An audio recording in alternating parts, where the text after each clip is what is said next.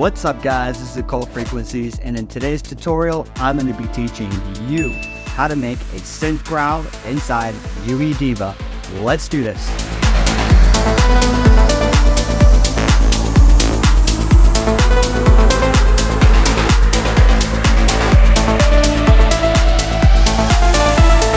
First thing you want to do is pull up and edit preset. To do that, you're going to go to presets, go to templates, and then I'm going to choose the mini poly preset for this tutorial. Next, what we want to do is select our waveform. And to do that, we need to get to the oscillator module inside of Diva, which is up here on the left-hand side. You get 3 of them to start with. I'm going to go ahead and start with the first oscillator and see what kind of waveform I want to use. Okay, so let's see what happens if we move this over to a saw. Alright, let's mess around with the second waveform a little bit, see what kind of crazy stuff we could come up with.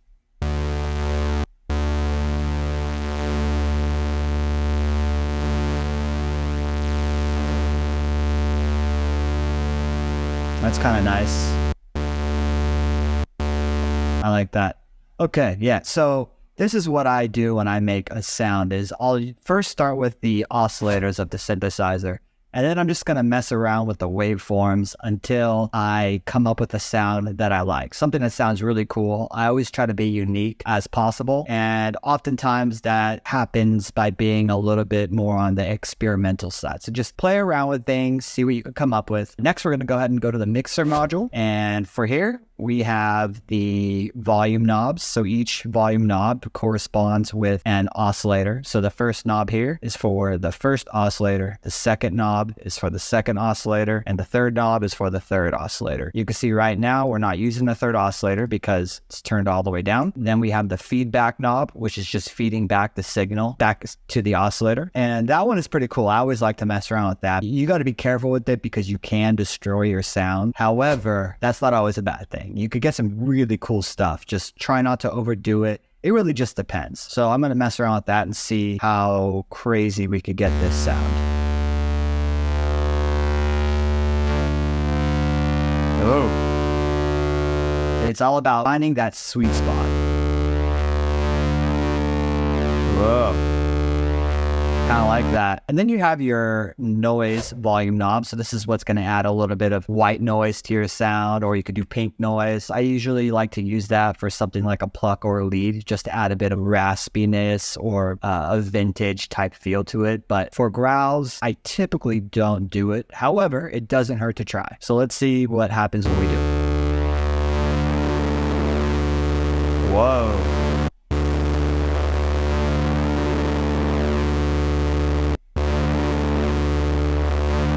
All right, let's try a white noise.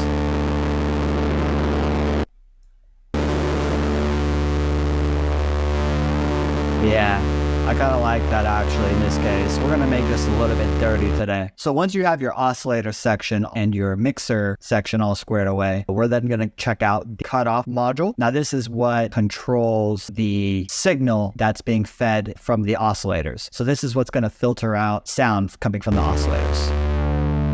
That's what the cutoff is for.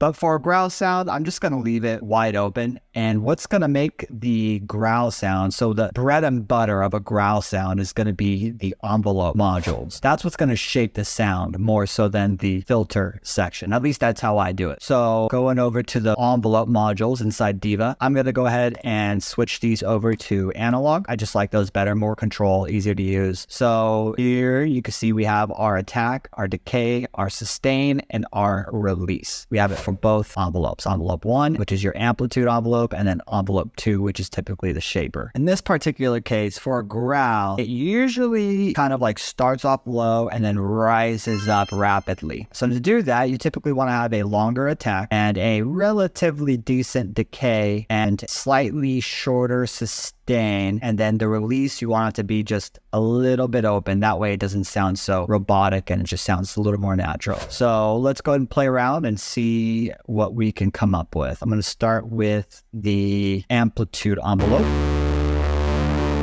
Okay, let's just move that attack up a little bit. Let's go ahead and move that decay up a little bit and try with the sustain. So it's all about trial and error. Yeah, see? So we're starting to get that growl sound. Now to make it a little bit more dynamic even, so a little bit more of a difference between when the sound first starts and when it fully rises, to get a little bit more distinction between the two, I'm going to try and mess around with this envelope a little bit more here. So let's try increasing the attack a little bit more, see what happens. Yeah, that's nice. Yeah, okay, cool. So that sounds good to me as far as the overall sound of our preset here is concerned. Now I'm going to go ahead and mess around with some effects a little bit and see what happens. So with Diva, you get 2 effects. By default, you can see they give us a chorus and a delay. I'm going to go ahead and get rid of the delay. I usually will not use a delay for something like a growl, just a little reverb just to make it a little bit more natural and sound nice. So for Diva, the reverb is called plate. In this case, it's plate 2 because we're on effect 2. And what I'm going to do to activate it, you just click that little button next to where it says plate and you'll hear it. There's our reverb. I'm going to turn the dry knob up full tilt and I'm going to turn the wet knob down a little bit until I get it to my liking.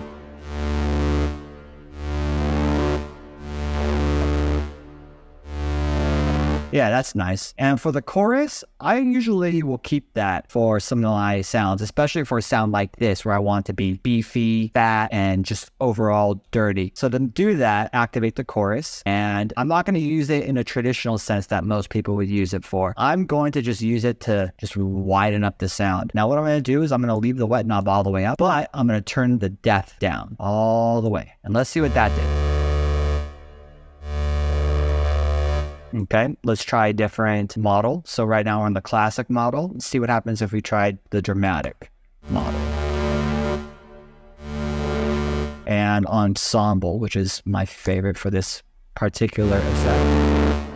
Nice. You see how much like beefy and present in your face that got just by that simple little trick. Another thing people tend to do if they want to try to make their sound more stereo or more wide in the mix is they'll use the stack index. So with Diva, you have your voice control in the tuning module at the bottom here. And you see right here, it says 6 voices and then stack. So if I change that to 2, what that's going to do is it's going to double the amount of voices I have set. So for example, in this case, we have 6 voices. By increasing my stack to 2, that's going to make it a total of 12 voices. And then what they do is they go to the amplifier and pan module, and where it says LFO, I'm going to go ahead and change that to stack index, like so. Cool. And then to adjust the width of the frequency, we are going to move this pan knob. See what happens? Nice. You see how it's spreading it out even more? Nice. I like that. All right. Cool. So I'm still not 100% happy with the overall dynamic between when the sound first starts and when it fully opens up. So I'm going to mess around with my envelopes a little bit. So for a growl, the envelope section is probably the most important part of this particular type of sound. It's what shapes the sound more so than what usually you would use as far as like the filter section. So let's try messing around with the second envelope a little bit and see what we can get.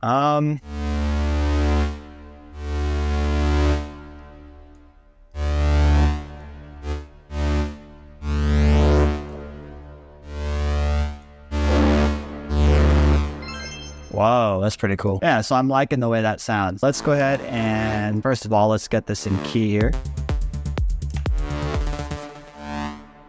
Yeah, let's bring this down 1 more octave. See what that does.